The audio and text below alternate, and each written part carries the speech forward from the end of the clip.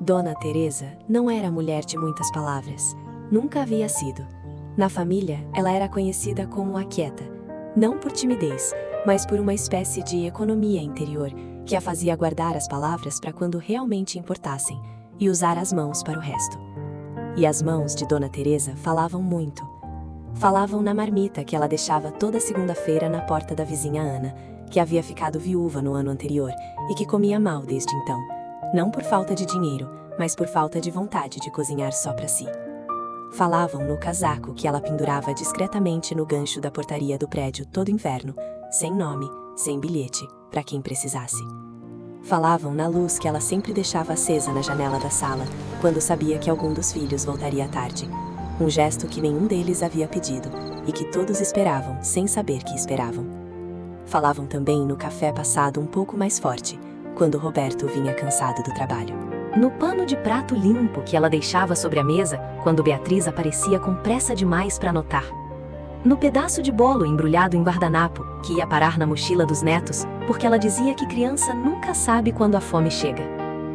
Dona Teresa raramente dizia "eu te amo", não porque não sentisse, talvez sentisse até demais, mas havia crescido numa casa onde o amor não tinha o costume de sair pela boca. O amor chegava em forma de comida quente, roupa dobrada, remédio separado, janela aberta para entrar sol, silêncio respeitoso quando alguém não queria conversar. Ela nunca havia chamado isso de amor. Para ela, era simplesmente o jeito natural de existir no mundo. Teresa tinha 68 anos quando o coração começou a dar sinais. Não de tristeza, o coração dela era resistente nesse sentido. Sinais físicos. Uma canseira que chegava antes da hora, uma falta de ar depois das escadas. Um peso no peito que aparecia quando ela insistia em carregar sacolas demais, como se o corpo finalmente tivesse decidido falar mais alto que a teimosia. O médico havia dito palavras que ela ouviu com atenção e depois organizou dentro de si com a mesma praticidade com que organizava tudo, sem drama, sem catastrofizar, apenas com o ajuste necessário. Ela precisaria desacelerar. A palavra soou estranha. Desacelerar. Como se a vida inteira houvesse sido construída numa velocidade que agora precisava ser revisada.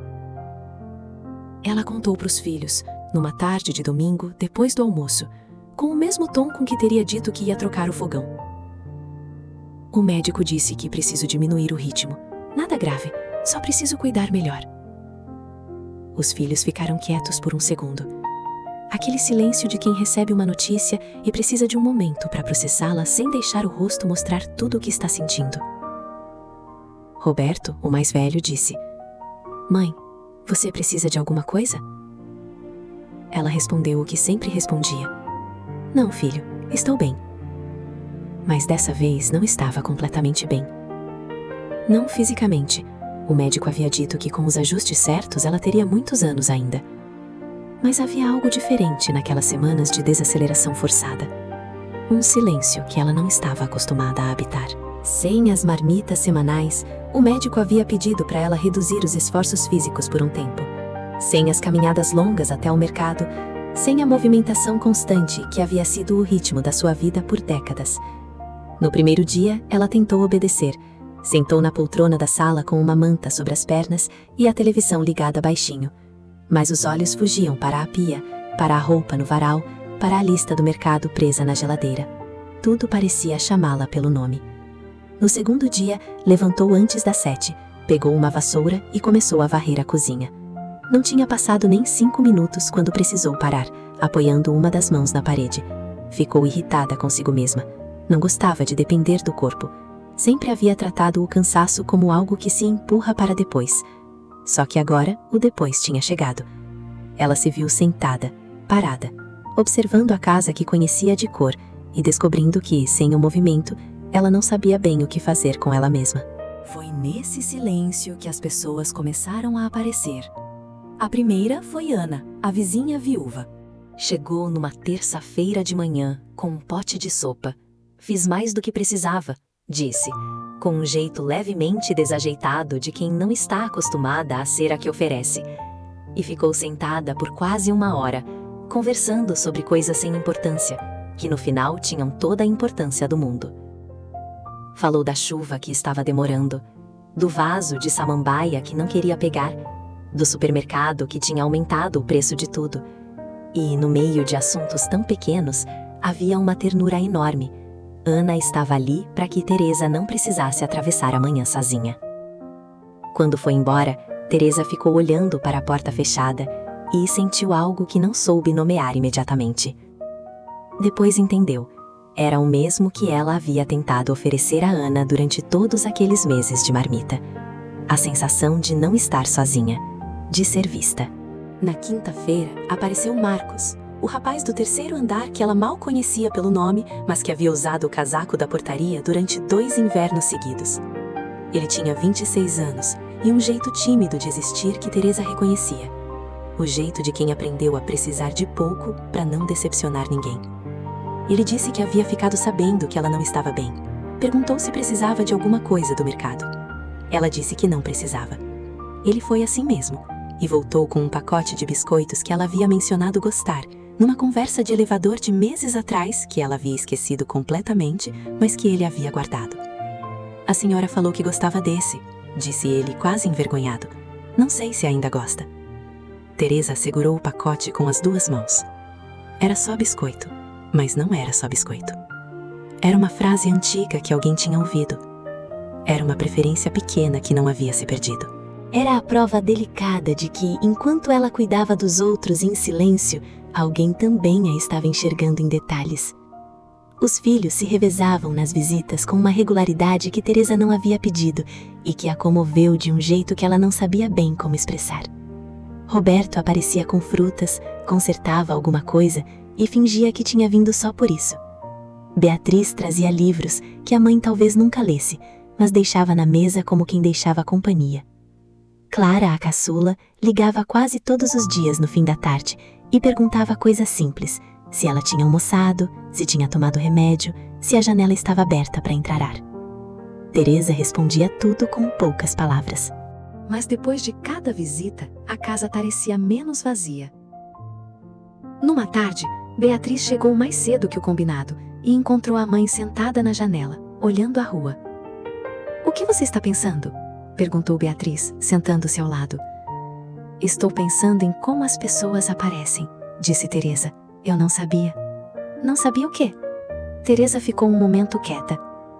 Não sabia que tinha deixado tanta coisa em tanta gente. Beatriz olhou para a mãe. Pensou em todas as marmitas, no casaco da portaria, na luz da janela que as guiava para casa nas noites tardias. Em como a mãe havia construído, ao longo de décadas, uma rede invisível de cuidado, que só ficava visível agora que ela estava parada. "Mãe", disse Beatriz, com a voz levemente embargada, "a senhora não imagina o tamanho do amor que deixou por aí." Teresa virou o rosto para a janela. "Eu nunca chamei assim", ela disse quietinho. "Para mim era só o jeito de fazer as coisas." "É", disse Beatriz. Mas é exatamente por isso que chegou tão fundo. Naquela noite, depois que Beatriz foi embora, Teresa ficou olhando a luz acesa da própria sala, refletida no vidro da janela. Durante anos, aquela luz tinha sido um aviso silencioso para os filhos. "Pode voltar, ainda tem alguém acordado por você." Ela nunca pensou que aquilo pudesse ter marcado tanto. Achava que era apenas hábito. Mas talvez muitos dos gestos que chamamos de hábito sejam, na verdade, o amor encontrando uma maneira discreta de permanecer. Num sábado de agosto, Roberto apareceu com uma caixa. Dentro havia bilhetes, vários. De vizinhos, de conhecidos, de pessoas que Teresa mal lembrava, mas que lembravam dela com precisão. O dia que ela havia segurado a porta do elevador quando estavam de mãos cheias, a tarde em que havia ficado com a criança de alguém por 20 minutos numa emergência, a vez em que havia deixado um guarda-chuva na portaria com um bilhete dizendo de quem precisar, numa semana de muita chuva. Havia um bilhete de Ana, escrito com letra tremida, dizendo que aquelas marmitas tinham sido a primeira forma de companhia depois que a casa ficou silenciosa demais. Havia outro de Marcos, dizendo que o casaco sem nome o tinha aquecido em 2 invernos difíceis, quando ele ainda não queria admitir para ninguém que estava passando aperto. Havia um bilhete de uma antiga funcionária da padaria da esquina, lembrando que Teresa sempre perguntava pelo filho dela pelo nome, mesmo quando havia fila atrás. E havia bilhetes dos próprios filhos. Roberto escreveu que a luz da janela era uma das memórias mais seguras da vida dele. Beatriz escreveu que aprendeu com a mãe que presença nem sempre precisa fazer discurso. Clara escreveu que, quando criança, achava que toda casa tinha alguém que percebia tudo antes da gente pedir. E só adulta entendeu que aquilo era privilégio. Coisas pequenas. Coisas que ela havia feito sem pensar duas vezes e depois esquecido completamente. Mas que as pessoas haviam guardado. Ela leu cada bilhete devagar, com os óculos na ponta do nariz e os filhos em volta, quietos. Em alguns momentos, parava no meio da leitura e passava o dedo sobre uma palavra, como se tentasse confirmar que aquilo era mesmo sobre ela. Dona Teresa, que sempre havia cabido tão bem no silêncio, agora encontrava o próprio nome espalhado na gratidão dos outros. Quando terminou, ficou em silêncio por um tempo. Então disse, para ninguém em particular: eu não sabia que amor podia ficar guardado assim nas pessoas. Roberto pousou a mão no ombro da mãe. Fica, mãe. Quando é de verdade, fica. Dona Teresa está bem hoje. O coração desacelerou como o médico pediu. A marmita da Ana voltou, mas agora a Ana às vezes traz a sua também, e elas almoçam juntas na varanda de uma ou de outra, revezando. O casaco ainda aparece na portaria todo inverno. A luz da janela ainda acende quando algum filho vem tarde. Algumas coisas não mudam.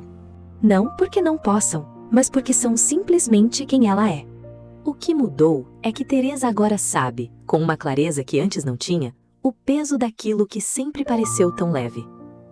Ela ainda fala pouco, ainda prefere fazer a anunciar, ainda acha estranho quando alguém agradece demais.